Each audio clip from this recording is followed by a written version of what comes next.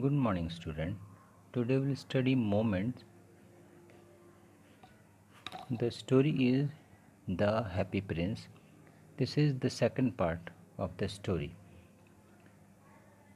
Now, he passed over the river and saw the lanterns hanging on the masts of the ship. At last, he came to the poor woman's house and looked in.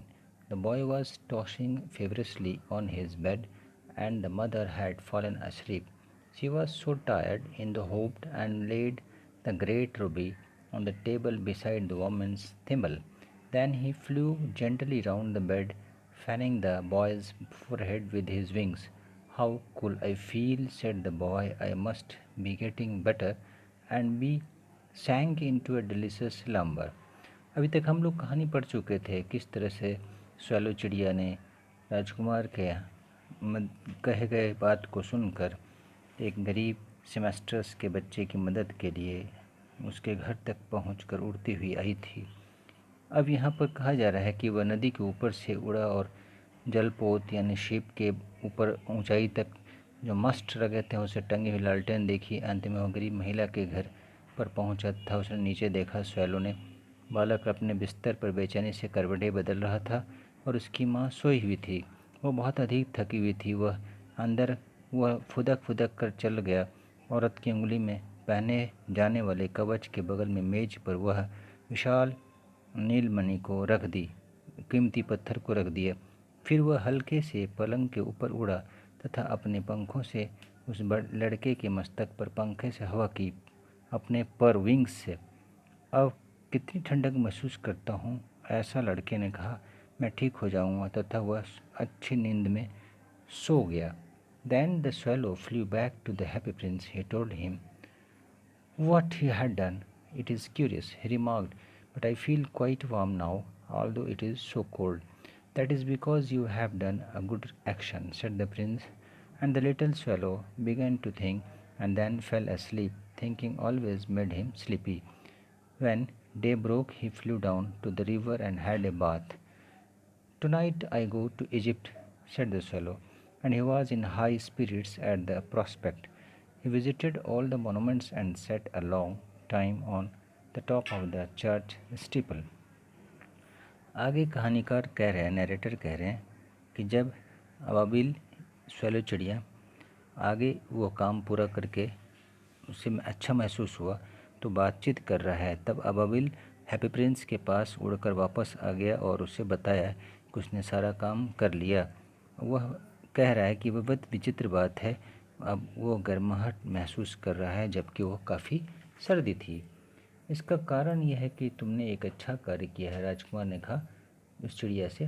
कि नन्हा पक्षी सोच में पड़ गया तथा फिर सो गया। सोच विचार करने पर उसे हमेशा नींद आ जाती थी। जब दिन निकला वह उड़कर नदी पर गया तथा उसने वहाँ नहाया और सोचने लगा कि आज की रात मैं इजिप्ट चला जाऊँगा। चिड़िया ने ऐसा सोचने के बाद, अब स्वैलो की सोच के बाद उसे मन में काफ़ी खुशियाँ होने लगी। वह सभी मोनूमेंट्स के ऊपर घूमकर चर्च की छत पर बने मीनार पर लंबे समय तक बैठा रहा। When the moon rose, he flew back to the happy prince. Have you any commissions for Egypt? He cried. I am just starting. Swallow, swallow, little swallow, said the prince. Will you stay with me one night longer? I am waited for in Egypt, answered the swallow. अब जब रात में चंद्रमा निकल आई तब यह swallow उड़कर happy Prince के पास पहुंच जाता है। इस पर वह चिल्लाया, क्या आप मेरे माध्यम से मिस्र में कोई काम करवाना चाहते हैं? चिड़िया की ऐसी सोच हो रही थी। उसने आगे कहा, मैं यहाँ से इजिप्ट के लिए प्रस्थान करने वाला हूँ। राजकुमार ने कहा कि अबाबिल स्वैलो स्वैलो, तुम यहाँ एक और रात ठहरना चाहोगे? स्वैलो ने कहा, Swallow, swallow, little swallow, said the prince. Far away across the city, I see a young man in garret. He is leaning over a desk covered with papers, and in the glass by his side there is a bunch of withered violets. His hair is brown and crisp, and his lips are red as a pomegranate, and he has large and dreamy eyes. He is trying to finish a play for the director of the theater, but he is too cold to write any more. There is no fire in the garret and hunger has made him faint. आगे कहानी में राजकुमार ने कहा swell को चीख चीख कर बोलते हुए कि शहर के दूर किनारे पर एक युवक अटारी में बैठा दिखाई दे रहा है। वह कागजों से ढकी मेज पर झुका हुआ है तथा अपने बगल में गिलास रखे हुए ग्लास में मुरझाए फूलों का गुच्छा रखा हुआ है। उसके बाल भूरे तथा जकड़े हुए हैं। उसके ओठ अनार के तरह लाल दाने के रूप में हो चुके हैं। उसकी आंखें बड़ी हैं। वह सपनों में खोया हुआ है। थिएटर के एक डायरेक्टर के लिए नाटक का कहानी लिखने में वह जुटा हुआ है, परंतु इतनी ठंड हो रही है कि उसके लिखने में समर्थ नहीं हो रहा है और उसके पास अंगीठी जलाने के लायक कोई लकड़ी नहीं है, कोई आग नहीं है। वो भूख ने उसे बहुत ही परेशान कर रखा है। I will wait with you one night longer, said the swallow, who really had a good heart. He asked if he should take another ruby to the young playwright. Alas, I have no ruby now, said the prince. My eyes are all that I have left. They are made of rare sapphire, which were brought out of India 1,000 years ago. He ordered the swallow to pluck out one of them and take it to the playwright. He will sell it to the jewelry and buy firewood and finish his play, he said. आगे कहानी में दोनों के बीच बातचीत जब होती है तो चिड़िया ने कहा कि मैं तुम्हारे साथ एक रात और इंतज़ार करूँगा, रुक जाऊँगा।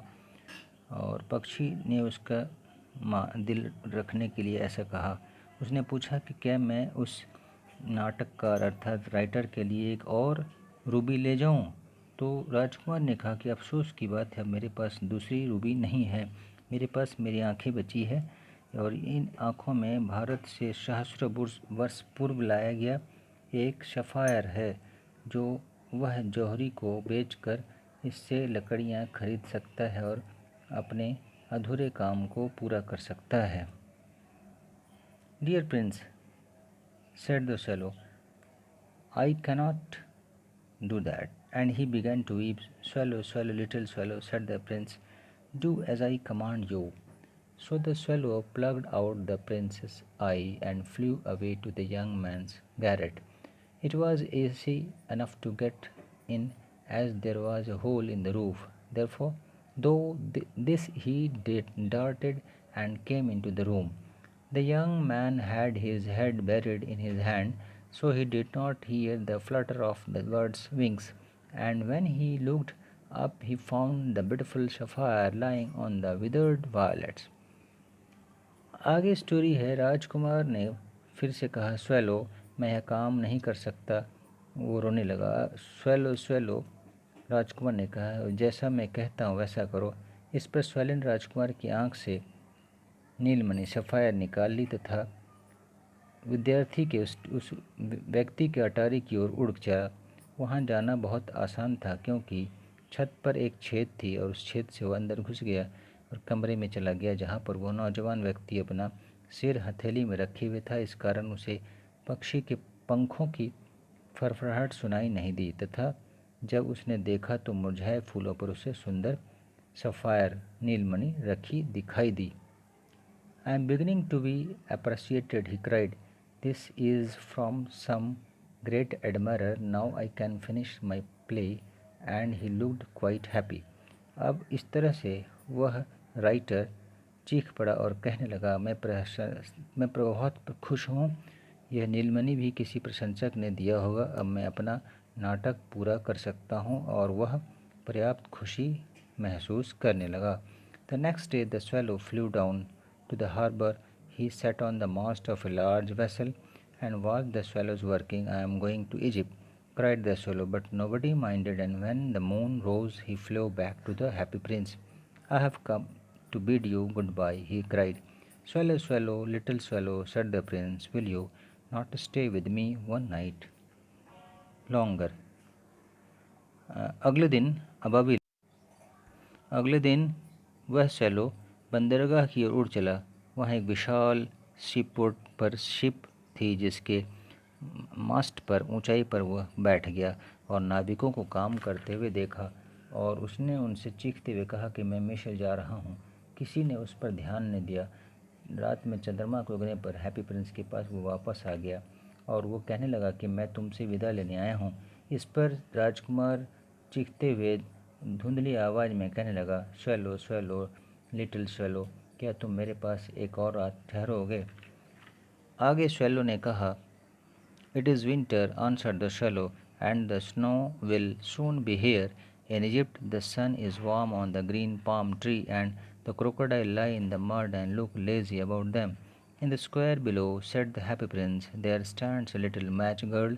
She has let her match fall in the gutter, and they are all spoiled. Her father will beat her if she does not bring home some money, and she is crying. She has no shoes or stockings, and her little head is bare. I pluck out my other eye and give it to her, and her father will not beat her."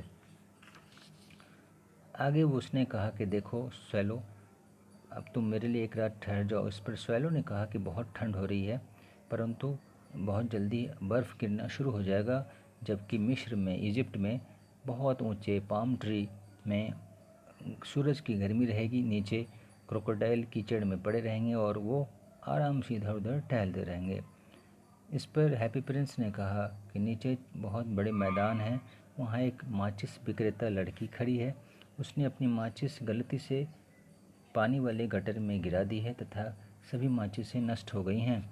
उसके पिताजी उसकी पिटाई करेंगे यदि वह कुछ पैसों के बिना ही घर वापस जाती है, और इसलिए वो रो रही है। उसने ना तो जुराबें पहन रखी है, ना ही जूते, ना उनके पास कुछ और है, इसलिए नन्हे से सिर में उसने कुछ ढक भी नहीं रखा है। मेरी दूसरी आँख निकाल लो। राजकुमार ने स्वैलो से कहा कि तुम मेरी बची हुई दूसरी आँख से सफ़ायर निकाल लो और उस लड़की को दे दो, तब उसका पिता उसे नहीं पीटेगा। "I will stay with you one night longer," said the swallow, "but I cannot pluck out your eye. You should be quite blind then." "Swallow, swallow, little swallow," said the prince, "do as I command you." So he plucked out the prince's other eye and darted down with it. He swooped past the match girl and slipped the jewel into the palm of her hand. "What a lovely bit of glass!" cried the little girl, and she ran home laughing. अब आगे की कहानी ये है कि जैसे ही ये swallow राजकुमार के दूसरी आँख से सफ़ायर निकाल लेता है और निकालने के बाद उड़ चला उस माचिस बेचने वाली लड़की के पास। वहाँ से वहाँ पहुँच कर उसकी हथेली में उसने ये चीज़ें डाल दी। उसको देखते ही वो शीशे की चमक देखकर बहुत खुश हो गई। छोटी सी लड़की अचानक हंसते हुए बोल पड़ी कि और फिर घर की ओर दौड़ चली। Then the swallow came back to the prince.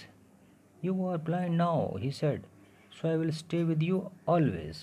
"No, little swallow," said the poor prince, "you must go away to Egypt."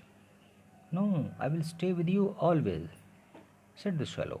And he slept at the prince's feet. All the next day he sat on the prince's shoulder and told him stories of what he had seen in strange lands. अब आगे की कहानी है, swallow राजकुमार के पास वापस जब आता है तो कहने लगता है, अब तुम अंधे हो गए हो, इसलिए मैं हमेशा के लिए तुम्हारे पास ठहर जाऊंगा। राजकुमार ने उसे बहुत दुखी होकर जवाब दिया कि नहीं नहीं लिटिल स्वैलो, तुम मिस्र चले जाओ, तुम्हें मिस्र जाना चाहिए। स्वैलो ने कहा कि नहीं, मैं हमेशा तुम्हारे पास रहना चाहूँगा, और राजकुमार के पैरों में सो गया। दूसरे दिन पूरे समय वो राजकुमार के कंधों पर बैठा रहा और विचित्र स्थल को इधर उधर वॉच करते रहा। तो उसने देखा कि उसके बारे में कहानियाँ कई तरह की हो रही थी।